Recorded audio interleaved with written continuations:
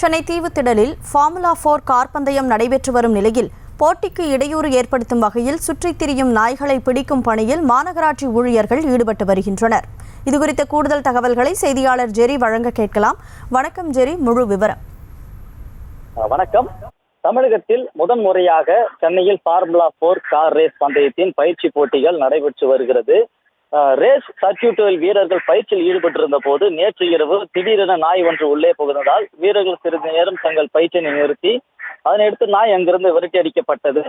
இதற்கு முன்னதாகவே சர்க்கியூட்டுக்குள் நாய் வரக்கூடாது என்பதற்காகவும் மனிதர்களோ இல்லை வேறு யாரோ உள்ளே வந்துவிட்டு விபத்துக்கு உள்ளாக கூடாது என்பதற்காகவே 4 அடி தூரத்தில் காங்கிரீட் தடுப்பும் அதன் மீது 11 அடி வளையங்களும் அங்கு கட்டி தடுப்புகள் அமைக்கப்பட்டிருந்தாலும் கூட இரவு நேரங்களிலே நாய் உள்ளே புகுந்து ரேஸ் சர்க்கியூட்டுக்குள்ளே வந்து இடையூறு செய்து வருகின்ற காரணத்தினால காலையிலிருந்து மாநகராட்சி ஊழியர்கள் நாய்களை பிடிக்கும் பணியில் ஈடுபட்டு வந்திருந்தனர்.